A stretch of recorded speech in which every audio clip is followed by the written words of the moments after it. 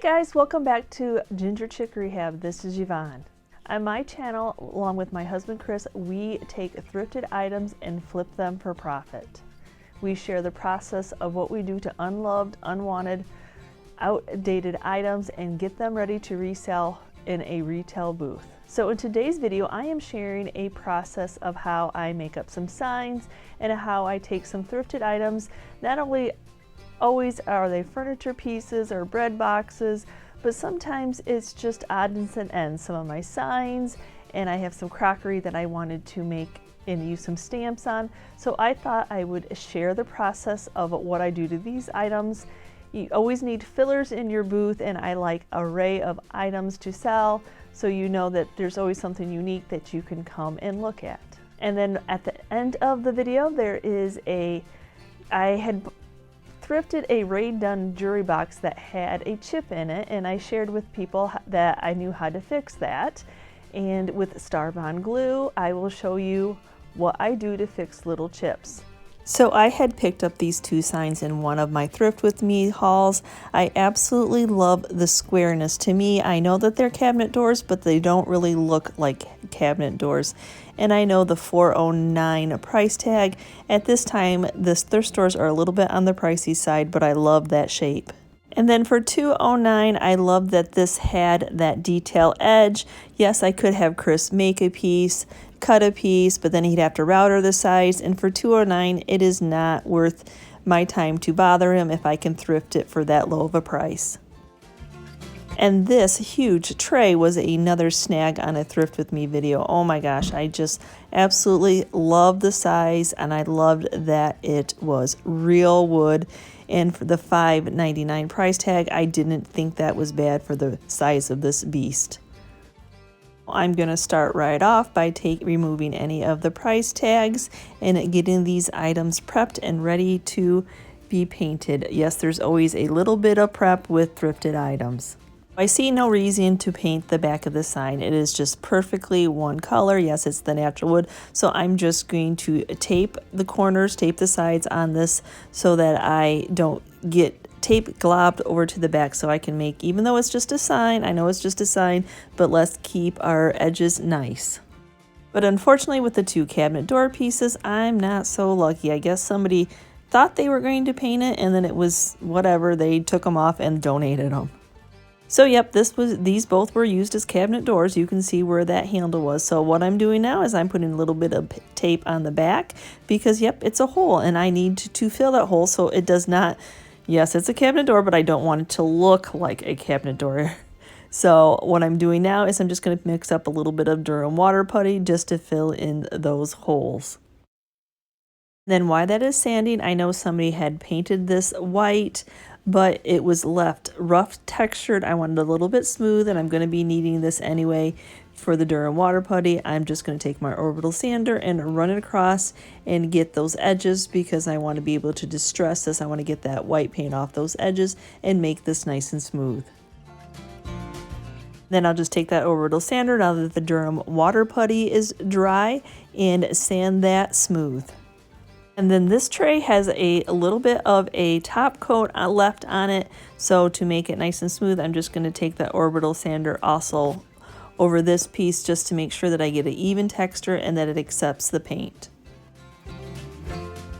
So I just made some of this super clean up in a bucket of water. I just absolutely love being able to make a bucket full of hot water to clean my items.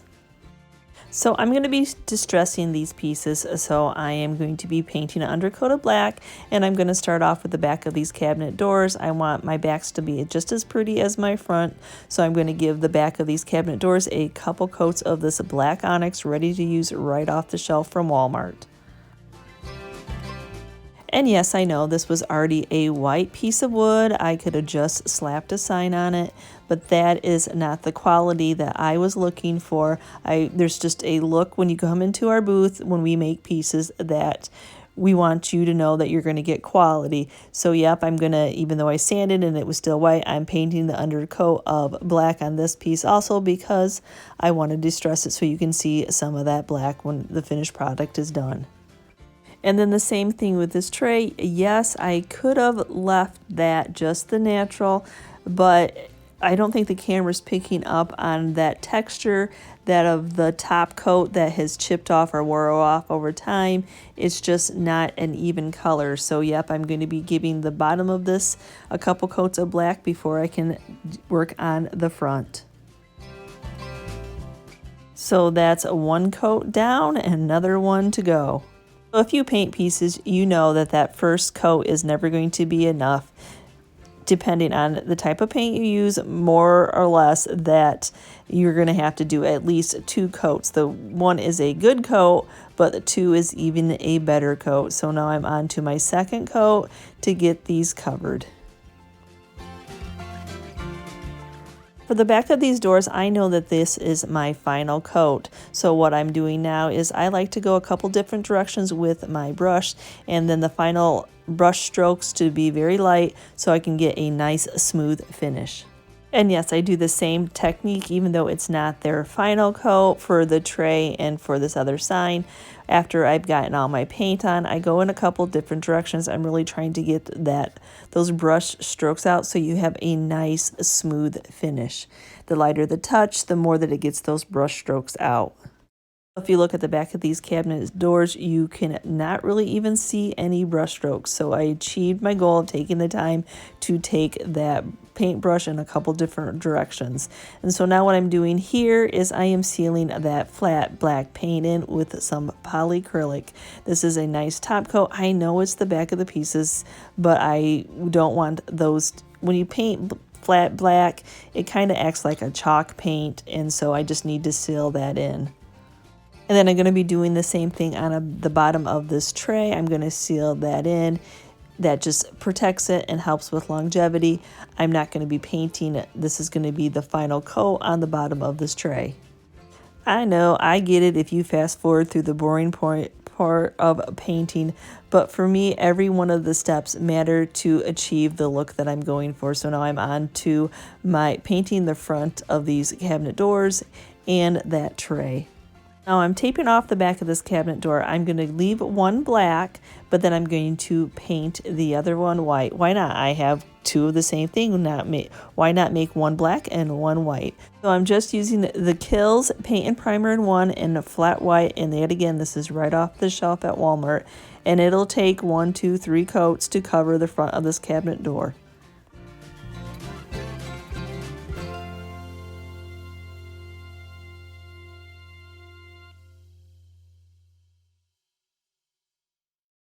And this wooden sign, I'm going to do the same thing, use that Kills paint and primer. I want to make this into a white sign also.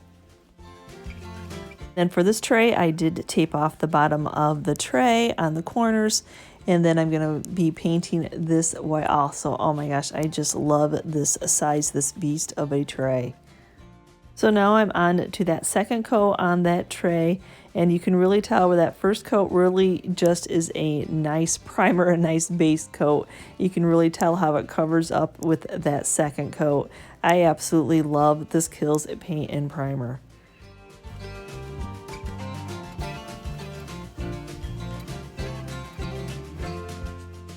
After I achieved all my coats of white paint to get these to cover, I'm going in with some 220 sandpaper, and that's why I painted these black. I want to see some of that black showing through. I just like the look of distressing. I just like the look of an aged wood. So what I'm doing is taking that 220 sandpaper and I'm pushing hard onto those sharp edges, and then that'll let some of that black show through. If I wanted to push even harder, I could get some of the wood to show through. And then I just take a light touch over the rest of the piece to make sure that it's nice and smooth. And then I'll flip it over. I'll be removing that tape, and then I'll take that 220 sandpaper on where that tape is built up and made a crusty edge, and then where the previous owner had painted that it kind of slopped over. That's why I like to tape. I'll go ahead and try to get as much of that off, and hopefully since it was a raw wood, I should be able to sand it off. And then I'm doing the same thing with the cabinet door that I painted white. I left that back black, and especially this is why I needed to polyacrylic that way that I just didn't leave it like a chalkboard with all my handprints. And here's why I paid $4.09 for these cabinet doors. All the edges, all the detail. I love those little knobbies. I loved all the detail and the sharp edges on this piece. I knew when I went in to distress it that, oh my gosh, it would no longer look like a cabinet door. It'll make a beautiful frame for a sign. So I did put a coat of polyacrylic on the front of this black cabinet door also, and now I'm going in and doing the same thing. I'm taking some 220 sandpaper on those sharp edges to show all that beautiful detail on this piece. Then I switch over to some fine grit steel wool, and then I smooth the rest of the piece out. If I did that with the 220 sandpaper, I would probably take too much of the paint off. So yes, I go in to sand the edges of this beast of a tray and make it all smooth. Hey, it doesn't need a lot of detail. It is a beast of a tray. So now I'm going to my silhouette, and if you follow my channel, you know I have both a silhouette and a Cricut, but I tend to find more design options on the silhouette design store than I do find on the Cricut. This is one of the designs that I found. I'm doing the plain piece of wood first, and I had an idea that I wanted the family word to fit the whole, almost the whole piece of wood. So this one fit perfectly to what my vision was. And so I haven't figured out on the Cricut yet how to take things apart to use things. So I am able still to do that on my silhouette. So I just wanted that family. I wanted to add those words to it. I'm using this font, and then I'm going to be able to achieve the sign that I want. So after adding the words and adding that family, I need to group it all together and resize it for the size of my piece of wood. So when it comes for me to make signs, I don't necessarily go with what's trendy. I go with what I would put in my house. I always say, do what you love, and if you would put it in your house, hopefully other people will love it too. So the simple word of blessed is all I envisioned for those cabinet doors, and I'm going to do 2 blessed, one in white and one in black. The same thing, I found a design from the Silhouette Design Store that I liked. I took out the leaves. I wanted to fill that whole bless. I love the squiggly of all these letters, and that they're already welded together, and then I can just duplicate it and make 2 of it. And then I'm going in, and I envisioned inside that tray, that's why the tray is here in this sign making, is I just wanted to put the old farmhouse on the bottom of that tray. You can use it as decor piece, you can use it so you could just see the sign, or you can use it to put stuff on. I just actually envisioned as soon as I saw this that I could make it like one of my big signs and do the old farmhouse on the bottom. When I was resizing this farmhouse word, when you're sizing it and you're stretching it, you want to make sure that you're not overstretching your letters. You don't want to make them look warped and not pleasing. So, and now I'm just going in with a simple font to do the word the and the word old. And then I have the best luck using this Oracal vinyl that I get from Amazon. I just love to use it for my stencils. I have good luck with the clean lines, and usually if I was doing a black piece, I'd like to cut it out on white, but for time I just cut them both out on a black piece. And so I'm just now here welding, taking off those excess letters that I don't need and leaving the stencil behind. And who doesn't get frustrated when a piece like that little piece of E came off, and now I have to get into that what I just pulled off, and hopefully it's not ruined, because I hate when I have to recut something. But luckily I did find my little piece of E. And then I like to go back in and leave about a 1/2 inch gap. I don't want to try to put too much of that vinyl on my piece of wood that I'm going to be placing the stencil on, so I go and trim off the excess. That way it just makes a nice little package for me to put my transfer tape on, and that it's a little bit less to have to work with.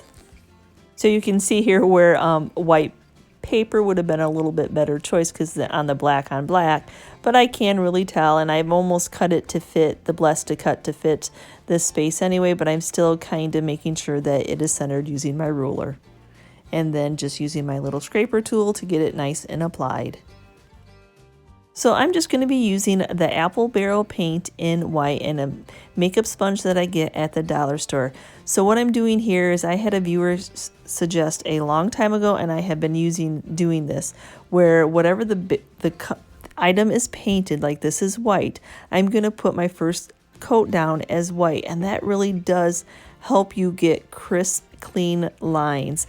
But unfortunately for the black piece, because I polyacryliced it, it doesn't work quite the same when I do that. I have had it pull off up on me when I take the vinyl out, so I'm just going to put white on that piece.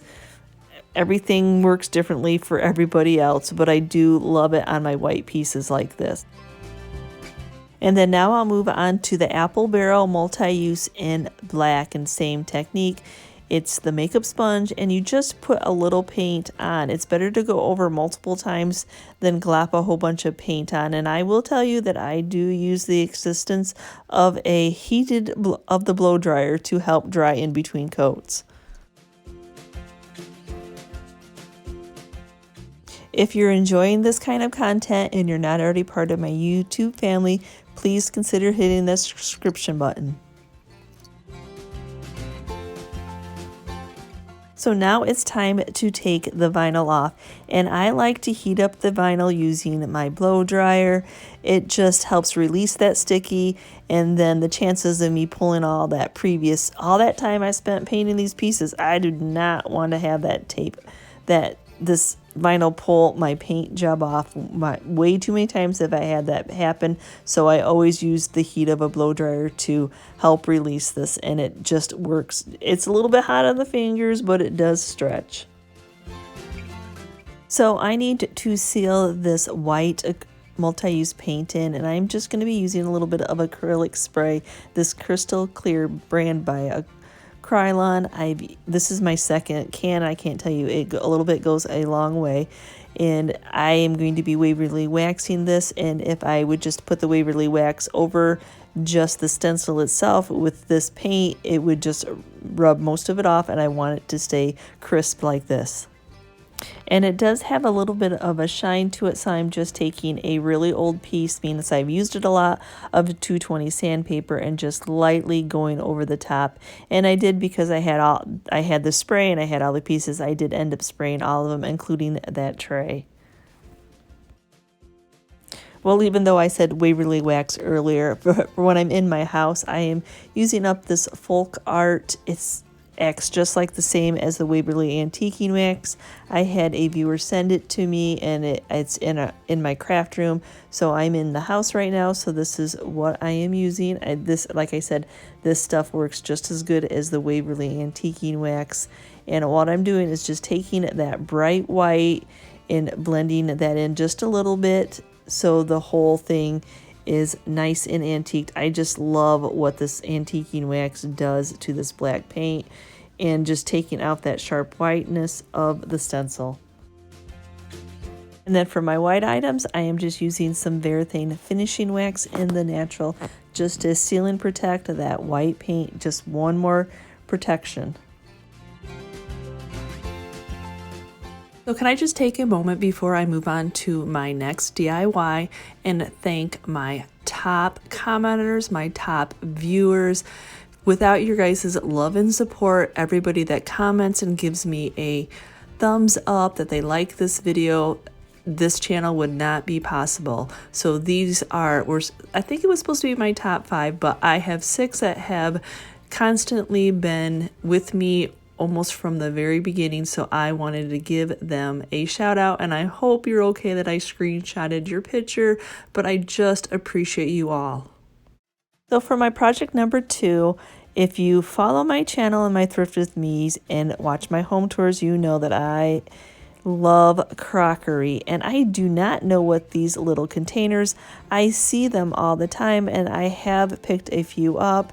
And then I picked up this the other day for $4.09. I absolutely love. It's the same color as a crockery, and I am excited to put some wordage on it. If anybody knows what these were used for, I'm assuming they were some type of a jam jelly, maybe. Unfortunately, they don't have any words, but you just wait. I'm going to make them have some words. So the first thing I'm going to do, of course, is get them nice and cleaned, and some of them still have some tags on, and that type of bottom, that tag doesn't release easily, so I'm just putting in some hot soapy Dawn dish soap. Well, I have used these stamps on a couple of my tins that I had done some Christmas arrangements in, and isn't that funny how I thought about using them on those, and then just the other day I'm like, I have all these little bitty crocks. Why do I not make them into marmalade jars? So I am super excited to get this project done and share it with you. So I ordered these off the paintedheirloom.com. They were $24 for the whole pack, but now finding other uses for them, I know that's well worth the money. So when I did these on my tins for my Christmas, I did not have a stamping block, and so I finally went to Hobby Lobby, used a 40% off coupon and for $6, and then I got this large ink pad off of Amazon. And then I'm going to be using some rubbing alcohol, make sure that I got that area good and clean, even though I washed them. And then to seal that in, because that ink is not going to be permanent, it will wipe off, I'm going to use some of this acrylic spray that I used earlier. So now I'm just centering my first stamp. I love these kind of stamping blocks because they have a grid pattern on them. And then picking out my design. Like I said, I'm going to clean off that area. I want to make sure that I have a good prep. Even though I've cleaned it, I'm just going to take a little bit of rubbing alcohol and make sure that surface is good and clean. And then I'm just going to take my stamp and I'm going to press it in, make sure that I get it nice and ink. And then really assess on, okay, how am I going to do a round object?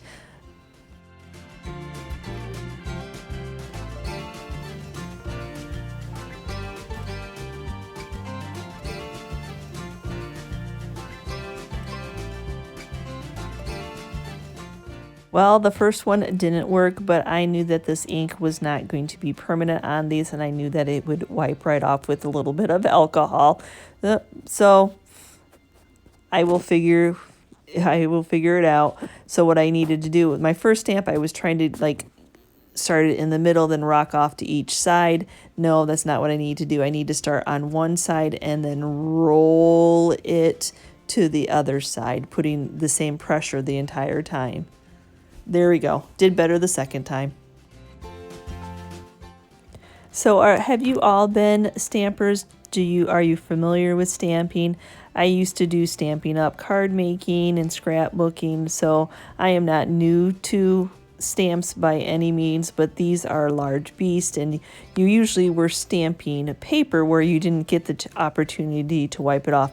You got the opportunity to flip the paper over and use the other side, but you didn't get the opportunity to wipe it off.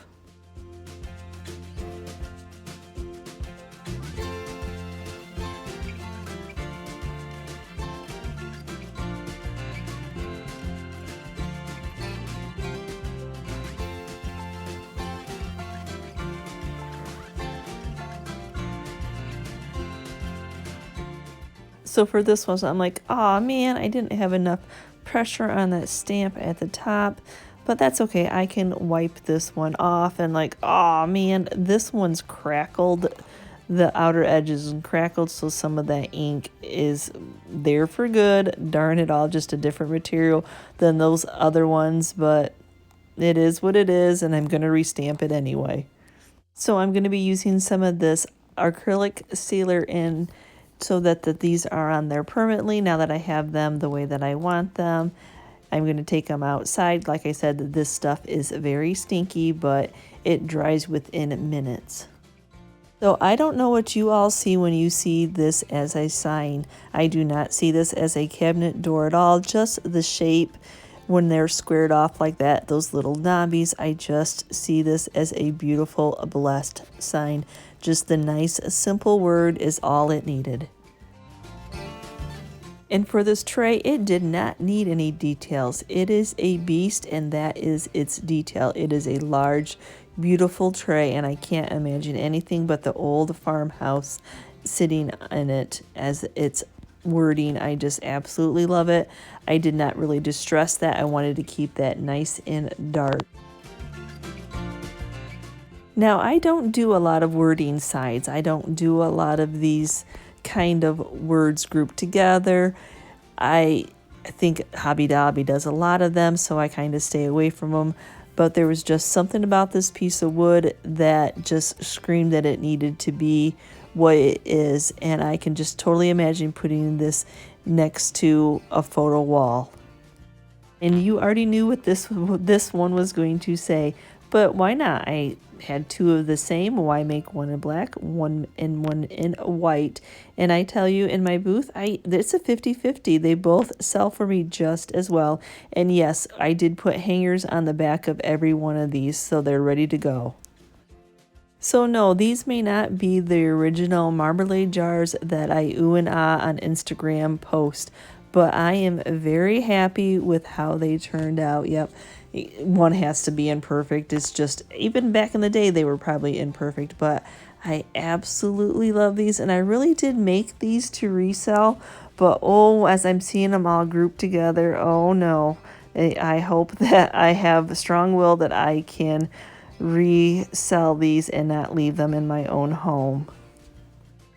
And as promised to a lot of my viewers that asked me how I fix these chips, I'm sorry that it's taken me so long to figure out how to add it into a video, so why not just add it to the end of this video and timestamp it. So this is just a chip. I'm not planning on reselling this piece. I'm keeping it for myself. And so I'm just using it. The Starbond, the CA glues are wonderful.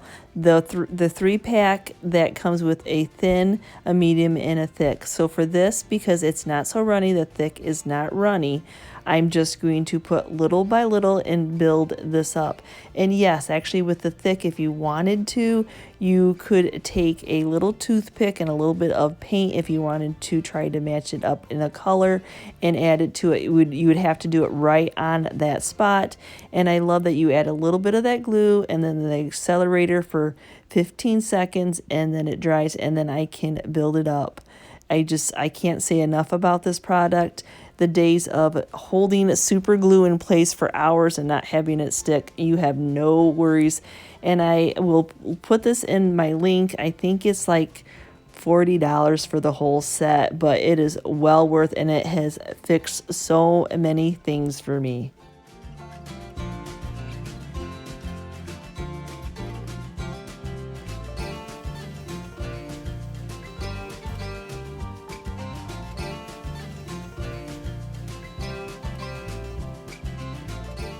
What I'm showing you is the bottom of this Rae Dunn piece isn't perfect either, so it is really okay to, I much rather fill that mark in, that chip in, that when I'm putting it on my piece of furniture, that it is not going to scratch my piece of furniture. So now right after I finish it, I'm taking some 220 sandpaper and I am just sanding it nice and smooth. Yes, that CA glue is totally sandable. I've even used this product on woodworking. I cannot recommend this product enough. Yep, it was something in my husband's workshop at first, and then this company got a hold of us about it, and I'm like, yeah, we use it all the time. So I will totally recommend it to you all.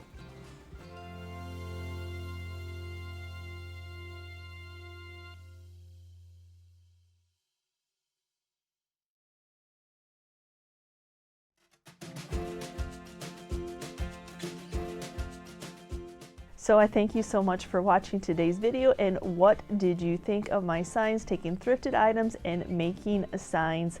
I absolutely love that big old tray, and just a simple word. Sometimes a sign, just a simple word is enough. And along with those, oh my gosh, I am so happy.